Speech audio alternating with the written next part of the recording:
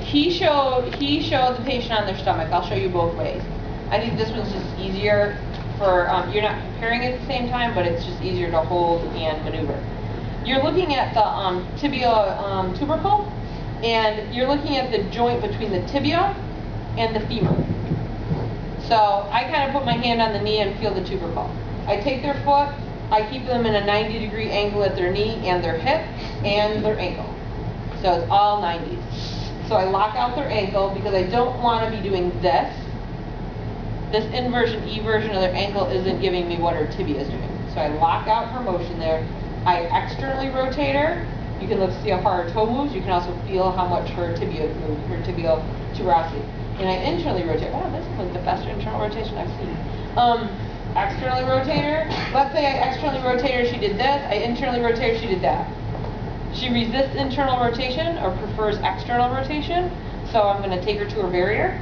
I'm going to take her all the way to her internal rotation barrier, and then I'm going to have her externally rotate her foot. So I'll say to them, roll your toes out towards me.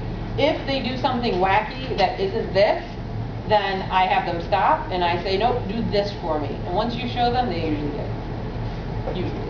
So is that different than when they're on their stomach? Like the... Yeah, so I'll show you it on their stomach. But I wanted to show you this because I think it's just a whole lot easier. On your belly.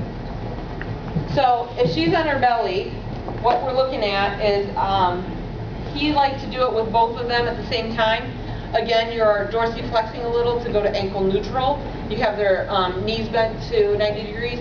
And then you're externally rotating, because remember, bringing their toes out is external rotation, and bringing their toes in is internal rotation. I find it harder to not do a little bit of inversion, eversion on this, which is why I like it the other way. Okay, but you can do it either. Opposite, is Dr. Hammer said an opposite, because we follow the heel, and like when you bring the heels in, that's internal rotation. Yeah. And that's what one of the people showed too. Yeah, really? Yeah. Yeah. She said because it goes by the way the heels are going. So when the heels are going out, it's external and one's going in. That doesn't make sense. In one of these reviews showed it too. It must be in the handout. It must be in the, what do you call that way? It must be in the PowerPoint that way. But I think it's a misnomer in it. Because if you think about your tibia external rotation, it's bringing that toe out as external rotation. And you're in the same motion here. You're not changing the mechanics of that. Do you want to get with Dr. Hammer on that? I will try to remember that, yes. And if you have an issue with it, then if you're with her and there's an issue with that, say that we discussed this tonight, just in case I hadn't talked to her beforehand, and send her over to talk to me. Okay, make sense? Okay, you all agree with me? Okay. So again, if she doesn't want to externally rotate, I'm going to take her to her external rotation barrier, and I'm going to have her pull her foot, her toes medially into internal rotation. Good? All right. On your back. So when you're looking at hip motion, you want to just think about the different muscles around there. There's a lot of different muscles to choose from.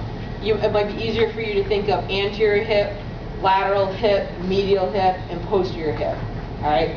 So in general, when she's laying this way, we're going to look at her adductors. So we're going to see how long her adductors are. So we're going to come out, we're going to compare how far she moves this way to how far she moves this way. All right, this one doesn't move as much. Her left adductor is restricted. How do I treat her left adductor? Yep, a couple things. You always want to brace the other leg, but you want to protect the knee on the leg that's moving inward or outward. So if they're coming in, you want to protect the inside of that. If they're coming out, you want to protect the outside of that in general. So this would be difficult for me to do in this position. I would probably have to sit down, block her. Get stuck in her toe. I'd probably have to sit down, block her other leg. I want her leg up against me so that she has somewhere to push off of, and I'm going to take her to her barrier and have her push in. The other thing, if the table was lower, I could put my knee on the table and just lean over and do this. So it depends on your body mechanics, but the basis is you want to stabilize the other leg, unless it's the one where it's on the table, the tensor fascia lata, and you want to protect the knee and give them a force to push against. Okay. You can also look at the outside of the leg. So as you look at the abductors, then you're coming across. So I'm looking at her right abductor for this. Coming down, looking at her left abductor for this. Okay. If I want to look at her tensor fascia lata, I'm going to lift her left one out of the way, and I'm evaluating her right one by taking it underneath. Alright, same deal. If I want to treat this, this knee I don't need to protect because it's down on the table and it's protected. In this way, she's not really bringing it in because she's pushing her right leg over. So this one I can really kind of do this way because she's not pushing with this leg, she's just bracing with it. It would be reasonable to protect that knee anyhow, just to make it easy for your brace. Okay? So that's the inside of the knee and the inside of the hip, the outside of the hip. The other thing you want to think about right here is posterior. You're going to look at hamstrings. When you do hamstrings, you can do it two different ways. You can do it with a straight leg, feeling for the ASIS to move on the other side, lift them up. When you feel this move, you know their hamstrings are tight. Or you can take them to 90-90, 90 at the hip, 90 at the knee, and lift them up, engage it from there. Either way, you can treat them like this to take them to the restriction barrier. You can have her push her knee and her foot because the hamstring crosses two joints. You can keep her here and you can take her to her barrier and then you can come back off. You can have her hold onto her leg here to help you. And you can go on and off. This on and off thing I consider more of more dural tension. Meaning if you have an issue with impingement of a nerve root, this is going to be more helpful on and off. But it's helpful for those patients that have severe restrictions or that are kind of brittle, meaning they easily strain stuff. You might do the on and off method so they're not pushing too hard when you're treating them. Okay? But because you mentioned it, I wanted to add it to you. So then we have, what else did I forget? The psoas and the rectus femoris. Did I miss anything else? You don't have to do hip capsule because we're doing like hip motion in general. So you don't have to do the scour test. You could, but you don't have to. So to save your brains, I'm not going to go over it. Okay. So when we do psoas and rectus femoris, we can do the modified Thomas, which is them partway off the table, or we can do it with them on their belly, with one leg off the table. You want to take their pelvis out of the motion, so sit up for me and scoot way down. So you want them to come good, perfect. Lay down. I typically will give them both legs to start with, hold this one. And you don't want to just have them hold their knee straight up, because if I bring her leg down, okay, this might not be as good of an example as when we take her pelvis out of the mix. See what happens to her thigh? So what's tight on her? What does this mean? The fact that her leg is off the table, that means what? Psoas. And the fact that her foot is sticking out where her knee's not straight down means rectus femoris. Good. So to treat this psoas, I take her to this barrier gently. I take her, I give her resistance on both sides. She pulls her knee up, relax. I take her to her knee barrier. To treat this rectus, I can actually bring her down just a little so she's not so strained on her psoas. And I can bring shin to shin, and I start to extend her leg and have her push against me. Okay? In this position, you can also look at tensor fascia lata, or a little bit more specifically, IT band. And you can bring them a little bit more medial. See that? And so as I sweep my foot underneath, we're stretching over here. Good. I like to give them their other knee instead of just having them flop the other one down, because you don't want them to torque their back, and then bring their other one down. Not nearly as tight on this side. She's still tight, but not nearly as tight. This has less resistance to it too, so she's much tighter on her left leg than she is on her right leg. Okay? So if we pull hip, we have to go through all of those? Yes. If we pull ankle, all we have to do is this? Yes. Okay, onto your belly. Rig it. Okay, the other way you can do this is with them partway off the table. So put your right foot flat onto the on the floor, so you're going to bend your knee up and your hip go forward.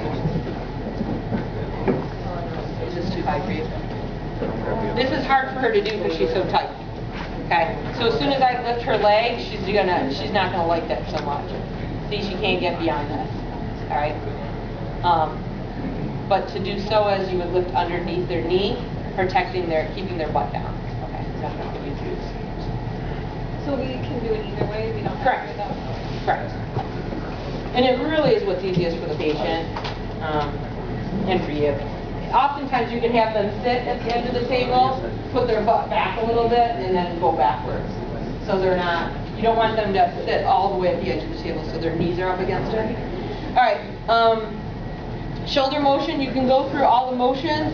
You can also say, well, I'm going to focus on glenohumeral joint and go through Spencer. Okay, so if we're going through just the motions in general, we're going to go into flexion, right? Extension. And we're going to feel like end range on those, compare side to side if we have to. A deduction, all right, as we come across more. We also can do internal rotation, external rotation. It's going to be easier to just kind of go through loosening the shoulder with a Spencer technique, to be honest with you, because it's going to be easier for you to just be like, oh, it's this. Okay. So, Spencer technique, lay on your left side. It's written on the board right now. You can put your left hand underneath your head. We're going to do first you have their elbow flexed, and you want to block their scapula from moving. So you're really focused on glenohumeral motion. So as I bring her back into extension or flexion, I can get her up here if I take my hand away, but then I'm not really looking at glenohumeral motion, and that's what we're looking at on the exam, glenohumeral, okay? Which is why doing the Spencer is going to be just as easy. Then we straighten their elbow, and we do the same thing: extension, flexion. If you find a restriction, you can say push against my arm, go downward. Like this. Good. So if she doesn't relax as much as I expect, then I can have her push down on me. And it's a lot of the end feel of what you feel with that. Right? And then we have circumduction with elbow bent. So we're taking them into circles, starting little circles, getting bigger. All right, and you can go forwards and back. She clumps. And then you can do, what'd you say? And you can do circumduction with elbow extended. All right, so that's 4 right there. The next one, you're going to bring a deduction. You're going to bring their elbow up, and then internal rotation. So you bring their hand across their back. Be very careful. Protect their scapula again, and then you bring their elbow forward.